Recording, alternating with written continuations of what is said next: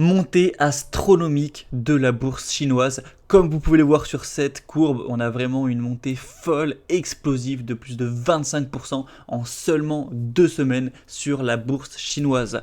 Si on prend depuis un mois, plus 20%, sur les 5 derniers jours, plus 21%, donc c'est vraiment fou. C'est l'indice SSE 50 qui est un indice chinois. On a vraiment un retournement complet, sachant que depuis un bon paquet d'années, la Chine ne faisait rien, la bourse baissait, c'était pas intéressant. Là, on a une explosion comme il y a très rarement eu en Chine. La raison principale, c'est la baisse des taux de la banque centrale chinoise. Donc voilà, forcément, les bourses apprécient. C'est principalement lié à cette nouvelle. Et je trouve ça assez intéressant car il y a assez peu longtemps, je sais pas si tu suis mes vidéos ou si tu me découvres avec celle-ci, mais il y a peu longtemps, il y a voilà, un mois et demi, c'était en août, j'ai fait une vidéo sur les pays émergents. Je t'invite à la voir si tu l'as pas vue, en tout cas je trouve ça assez intéressant, puisque j'ai parlé du fait que depuis 15 ans, les pays émergents, entre autres la Chine aussi, du coup qui en fait partie, ne font rien. Effectivement, ça ne fait rien par rapport aux USA principalement, mais j'avais dit que moi, j'y croyais, que c'était pas que parce que ça faisait 15 ans que ça faisait rien que j'allais ne pas investir dessus. Donc j'ai passé ma position de 5% de tout mon patrimoine boursier à 7,5%. Je le montre dans cette vidéo il y a 3 semaines où j'ai montré que j'avais augmenté ma position sur pas la Chine précisément, mais sur les marchés émergents en tout cas. Tu peux aller voir si tu me crois pas, je l'ai vraiment fait très récemment. Alors oui, j'ai eu un gros coup de chat, de chance plutôt je devrais dire, que ça explose pile après que j'augmente ma position de 50%, puisque je suis passé de 5 à 7,5% sur les pays émergents. Mais du coup, ce que je disais, c'est que depuis très longtemps, en tout cas, depuis voilà, les 2010, etc., ça fait rien les marchés émergents. Mais moi, j'ai toujours cru depuis voilà, des années que ça fait rien. Et là, au final, pile quand je renforce ma position, on a vraiment eu une hausse importante. Donc là, il n'y a pas que la Chine, donc ça n'a pas monté de 20%, mais plus 12%, c'est quand même très intéressant. Donc forcément, ça m'a fait assez plaisir d'avoir ce coup de chance. Je ne veux pas faire semblant que j'ai tout anticipé et que je savais que ça allait arriver, sinon j'aurais mis tout mon argent dessus. Non, c'est juste la chance. J'y croyais à long terme. Finalement, ça s'est passé à court terme. Et bien, tant mieux pour moi et tant mieux pour ceux qui investissent aussi sur les pays émergents ou sur la Chine sur cette chaîne, car j'ai l'impression personnellement que le monsieur tout le monde de la bourse, voilà, qui a découvert la bourse il y a 2 ans et qui a juste son ETF SP500, il ne jure que par les États-Unis. Voilà, j'ai mon ETF SP500, j'investis que sur le S&P 500 parce que ça a monté les dernières années. Mais la bourse est là depuis plus d'un siècle. Faut pas se fier, je pense, à ce qui s'est passé les 10 dernières années, c'est rien. Et il se trouve qu'il y a eu des périodes où le SP500 n'a rien fait du tout, contrairement aux pays émergents où parfois ils ont explosé, notamment dans les années 2000, pendant que le SP500 ne faisait rien. Donc c'est important, je trouve, d'avoir les deux si on veut être diversifié. Et là, on voit ce genre de tendance qui revient, où, pour le mois dernier en tout cas, j'ai même pas pris que la Chine, là j'ai pris vraiment les pays émergents de manière générale, le MSCI Emerging Markets. On a eu 3% de gains sur le SP500, ce qui voilà, est toujours une hausse, mais 9,6% pour les pays émergents. T'inquiète que j'étais content de ne pas avoir que du pays émergent, enfin que du SP500 pardon, mais d'avoir aussi des pays émergents car ça m'a fait gagner plus d'argent tout simplement. Donc est-ce qu'on arrive à un retournement? Est-ce que ça va faire pareil que dans les années 2000? Donc pour rappel, dans les années 2000, c'était la catastrophe. On a eu le SP500 qui a fait 0% de 2001 à 2011. Voilà, il n'a rien fait du tout. Alors que les pays émergents de 2001 à 2011, ils ont fait un x3. Donc c'était vraiment une énorme différence. Est-ce que c'est juste un petit épisode comme ça ou est-ce que ça se retourne? Moi, je t'invite à te renseigner sur un critère. Ce critère, c'est le Buffett Indicator. Apparemment, ça a été inventé par Warren Buffett. C'est très très très simple. Je ne sais pas si tu le connais. C'est pour simplement évaluer si un marché global, donc tout un pays, est un indice boursier voilà, global, donc le CAC 40, le SP500, autres, est surévalué ou pas. Donc est-ce qu'un marché global, est-ce qu'un indice est surévalué? Donc pour ça, c'est très très simple. Tu prends la capitalisation totale d'un pays ou d'un indice. Donc tu vas additionner la capitalisation, donc le prix de toutes les sociétés, imaginons du S&P 500 ou même de la bourse américaine complètement. Donc voilà, total market cap du pays dont tu veux savoir, et tu le divises par le PIB. Donc voilà, GDP, c'est équivalent au PIB pour nous en France. Donc voilà, c'est le PIB, c'est le produit intérieur brut, c'est voilà, l'économie en valeur globalement d'un pays. Donc tu prends le total market cap, tu le divises par le PIB. Selon Warren Buffett, ça devrait être équivalent à environ 100%. C'est-à-dire que si tu obtiens que tu prends, imaginons, allez, 50 000 milliards de market cap et que tu as un PIB de 50 000 milliards, ça fait 1, donc c'est ok, ça fait 100%. Sauf que là, on voit que le total market cap aux États-Unis, là j'ai mis les États-Unis, c'est ce qui nous intéresse là dans un premier temps, on est donc à 57 000 milliards. Donc ça fait, si je le dis en français en tout cas, ça fait 57 billions. Voilà, en français ça fait millions, milliards, billions, billiards. Du coup, en fait, c'est différent aux États-Unis, on dirait 57 trillions, donc bref. Alors que le PIB, du coup, est à 27, 28 et demi trillions. Voilà, pour le dire en mode États-Unis, je trouve que c'est quand même plus simple. Donc, c'est pas logique, selon Warren Buffett en tout cas, c'est lui qui a créé ce ratio apparemment. Donc on a 2 fois plus de market cap que de PIB aux USA. Donc selon ce critère, la bourse américaine est extrêmement surévaluée, significativement surévaluée. On ne peut pas mettre plus, en tout cas sur Guru Focus, selon leurs indicateurs. Donc ce qui veut dire, selon ce ratio, que, pour le dire clairement, la bourse américaine est survalorisée de fou.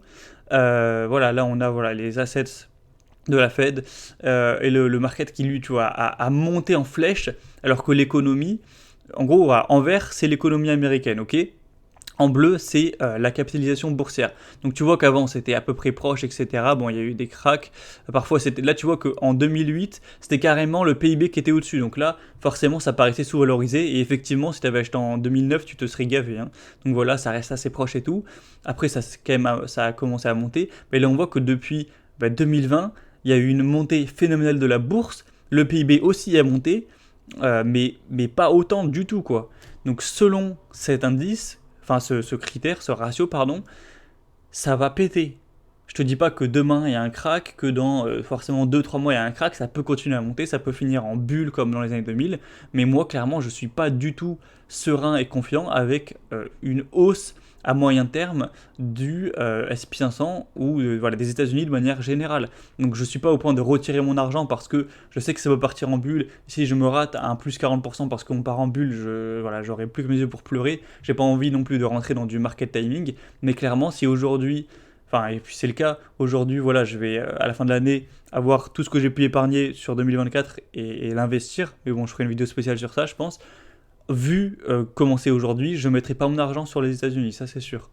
Enfin bref, je te referai une vidéo, je pense, pour te parler de ça. Ce que je voulais dire, c'est que quand tu compares à la Chine, donc on va aller market China, donc c'est le même indicateur, le but c'est de diviser le PIB par la capitalisation boursière, donc cette fois pour la Chine, on voit que là c'est selon ce ratio fair valued. C'est-à-dire que quand on prend le total de la market cap en Chine, je ne sais pas s'ils vont nous donner les chiffres, le PIB chinois, le PIB de la Chine, on est à 17 trillions de dollars US, 17 trillions, qui retient juste ça à 17 trillions. Maintenant, de combien est la capitalisation boursière chinoise totale ? On est sur, attention, 76 trillions en devise nationale, donc en yuan. Donc maintenant, il faut adapter ça, je suis allé le faire puisque c'est pas automatique apparemment. Donc 76 trillions de yuan, ça fait 10 ou 11 trillions de dollars US. Donc ok, 11 trillions. Comme on l'a dit, on a 11 trillions donc, de capitalisation boursière chinoise contre 17 trillions de PIB. Donc c'est-à-dire que le PIB, il est quand même plus élevé, même bien plus élevé, que la capitalisation boursière. Donc c'est pour ça que là, on considère que c'est fair valued. Selon le Buffett Indicator, on a le PIB qui est plus élevé que de la capitalisation, même quand même bien plus élevé, donc c'est ok, ils considèrent que c'est fair valued, que ça peut valoir le coup, en tout cas sur un point de vue valorisation, value, d'investir sur l'indice chinois, mais par contre c'est pas du tout le cas aux États-Unis. C'est aussi pour ça que moi, je te l'ai dit dans la vidéo de début septembre, j'ai renforcé ma position sur les pays émergents, car c'est majoritairement de la Chine, enfin pas majoritairement, mais il y a une bonne partie en tout cas, c'est le premier pays où c'est investi dessus, et puis c'est pareil pour les autres pays émergents, en fait c'est beaucoup moins survalorisé, que les États-Unis en fait. Tu vois là, ils ont tout leur truc de valuation. On voit que les États-Unis c'était au-dessus de 85%, mais c'est du délire. C'était à, je crois, 190%. 190%, donc c'était très très très au-dessus de 85%, donc c'était évidemment très significativement survalorisé de fou. Et là, on est un petit peu sur la moyenne. Voilà, on est à 60%, donc c'est fair valued. Donc ce que je veux dire avec ça, c'est que ça me paraît logique, en tout cas d'un point de vue rationnel, que la Chine monte. Parce que le marché, il est normalement valorisé. Moi, franchement, de mettre de l'argent aujourd'hui, alors certes, ça reste un pays communiste, tout ce qu'on peut dire, hein, mais sur les pays émergents en globalité, je les trouve pas chers. Voilà, je les trouve normalement valorisés, on va dire, donc ça me fait un peu moins peur si je devais mettre 100 000 balles aujourd'hui de mettre sur ça, alors que sur les USA, voilà, on commence à être dans des niveaux qui sont délirants. Voilà, ça commence à devenir une bulle. Donc voilà, moi je fais juste cette vidéo pour t'informer déjà voilà, de cette montée fulgurante de la Chine, voilà, ça monte en flèche. Euh, et à moyen terme, franchement, j'aurais peur d'avoir que des États-Unis. Je suis bien content d'avoir, bah, du coup ça a dû augmenter, je sais même plus. Je te partagerai plus en profondeur tout ça dans ma vidéo dans quelques jours sur mon bilan de portefeuille pour début octobre. Mais je suis content d'avoir aussi une partie qui était et qui est dans les pays émergents, notamment en Chine, et pas avoir tout aux États-Unis, puisque je pense que clairement ça va finir par péter, c'est plus possible, hein. C'est pas juste mon avis, c'est pas de l'enculage de mouche. Voilà, tu vois le ratio, voilà, le PIB sur la capitalisation boursière, ça reste quand même un ratio logique. Et puis c'est plus possible, 196%, je sais pas si tu te rends compte quoi. Mais bon, voilà, tu peux me dire ce que t'en penses. Moi, en tout cas, voilà, pour conclure rapidement cette vidéo, je te dirais que euh, je, je dirais que ce serait imprudent d'avoir tout son argent investi sur les États-Unis. Et du coup, si quelqu'un voulait ne pas tout avoir sur les États-Unis, ben, ou avoir d'autres, moi je dirais une petite partie en Europe tout de même, voilà, ça reste une économie importante, une petite partie sur les pays émergents, dont la Chine, voilà, ce que j'ai toujours eu sur cette chaîne, hein, tu peux voir tous mes vidéos depuis le début, j'ai toujours eu des pays émergents, simplement, et puis même aussi d'autres pays développés comme l'Australie, le Canada, les UK qui sont plus dans l'Union Européenne, le Japon bien évidemment.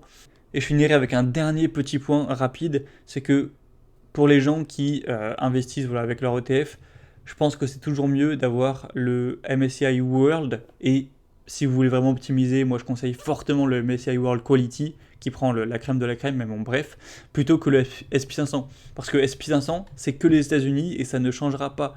Donc du coup, si les États-Unis se retrouvent avec un gros crack car c'est survalorisé, vous allez prendre cher.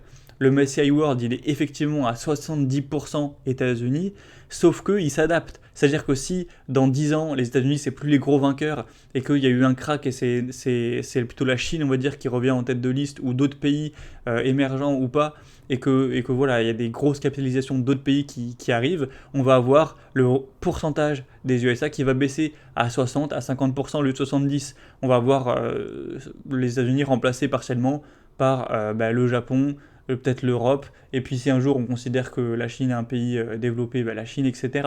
Donc ça va s'adapter automatiquement à long terme, dans 5, 10, 15, 20 ans, ça va s'adapter aux grands gagnants, on va dire. Si vous prenez les SP500, ce sera toujours les États-Unis. Donc si les États-Unis font, voilà, ça se passe pas bien, vous le subirez. Donc voilà, c'était tout pour cette petite vidéo. Je te retrouve très prochainement dans quelques jours pour le bilan de mon portefeuille, voilà, début du mois d'octobre. Tu verras que ça s'est quand même assez bien passé. On verra si ça continue cette tendance sur la Chine et les pays émergents ou si c'était juste une petite bascule passagère. Et on verra voilà, si on a un crack, une catastrophe aux États-Unis à moyen terme. J'ai entre guillemets hâte de voir ça. Mais en tout cas, j'espère que j'aurais pu t'apporter quelque chose avec cette vidéo. Et je t'invite, avant de te quitter, à cliquer sur le premier lien en description pour recevoir ma formation gratuite pour se créer un portefeuille en stock picking qui peut battre le marché. C'est important aussi de se protéger de cette manière-là, c'est-à-dire que si tu choisis toi-même tes actions, tu peux éviter celles qui sont survalorisées, celles qui vont manger les plus grosses baisses pendant le crack, et du coup ça te permet d'avoir un portefeuille qui va, en tout cas je l'espère, moins baisser que l'indice, et du coup tu te mangeras voilà, moins cher que l'indice s'il y a un crack. Donc c'est important à la fois pour essayer de monter plus que l'indice quand il y a des hausses, ce qui est pas forcément toujours facile, et aussi bien sûr de baisser moins quand il y a des cracks. Et en l'occurrence, je t'avoue que à moyen terme, je pense que ça va plus baisser que monter, donc voilà, baisser moins, ce serait aussi une bonne stratégie. Donc clique sur le premier lien en description, c'est totalement gratuit, et je te retrouve très prochainement.